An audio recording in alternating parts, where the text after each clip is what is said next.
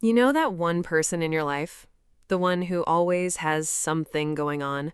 There's always a fight, always a crisis, always someone who did them dirty. And here's the thing nobody wants to admit. Sometimes that person is you.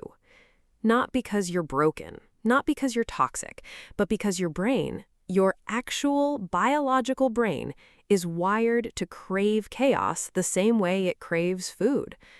Drama is a drug, and most people have been hooked since childhood without ever realizing it.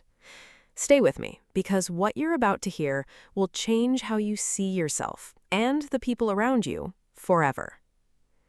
Let's start with what's happening inside your skull. When drama happens, when there's tension, conflict, a shocking twist, your brain floods with dopamine. That's the same chemical released when you eat something delicious, or scroll through social media, or win a game. So your brain doesn't distinguish between good excitement and bad excitement. It just knows this feels significant. This feels alive. Researchers at the University of Michigan found that people with higher tendencies towards drama seeking show measurably elevated dopamine responses to conflict situations. The brain literally rewards them for engaging. And once that reward loop is established, your brain starts seeking the next hit. Think about it. When everything is calm and quiet, does it ever feel wrong? Like something bad is about to happen, like the silence itself is threatening. That discomfort you feel in stillness, that's withdrawal. And just like any addiction, the more you feed it, the more you need to feel anything at all. But why? Why does this happen to some people more than others? The answer, almost always, lives in childhood. If you grew up in a home where chaos was constant, where screaming was normal, where emotional unpredictability was the only kind of attention you could get, your nervous system adapted. It learned that chaos equals connection, conflict equals engagement, drama means you matter. Psychologists call this emotional hypervigilance. Your brain stayed in a constant state of alert, scanning for threats, ready to react, because that was survival. Now, decades later, that alert system never got the memo that the war is over. So you manufacture conflict, not on purpose, not consciously, but because peace feels like emptiness, and your body doesn't know how to trust it. You might misinterpret a neutral text as passive-aggressive. You might push someone's buttons until they react, and then feel that strange, sick relief when they finally do. Because at least chaos is familiar, and familiar feels safe. Here's where it gets dangerous.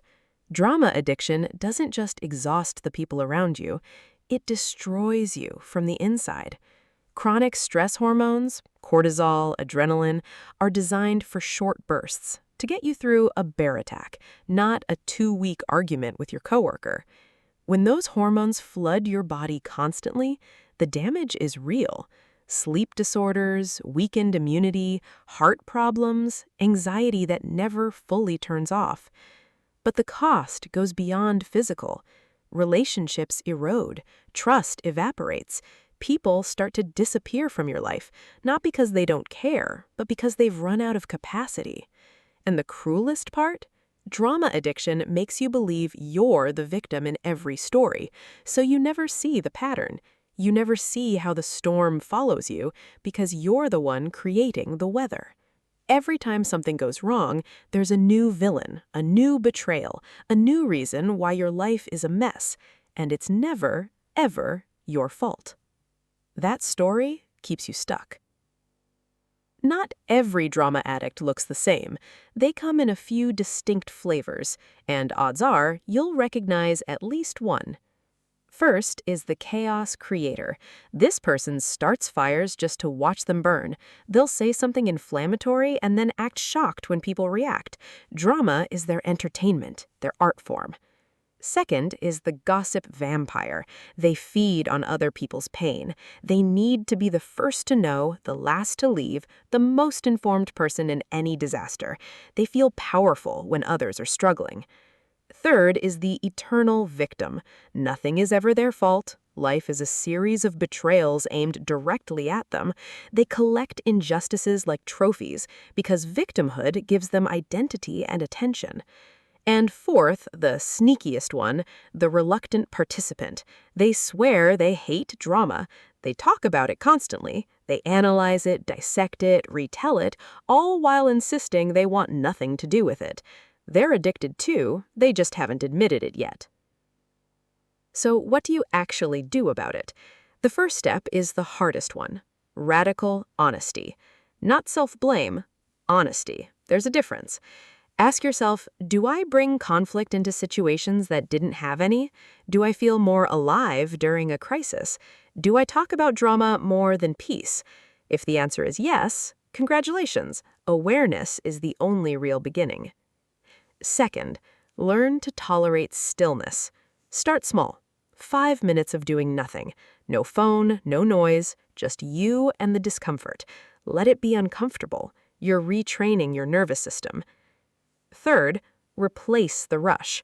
Drama gives you stimulation. Find other ways to feel alive.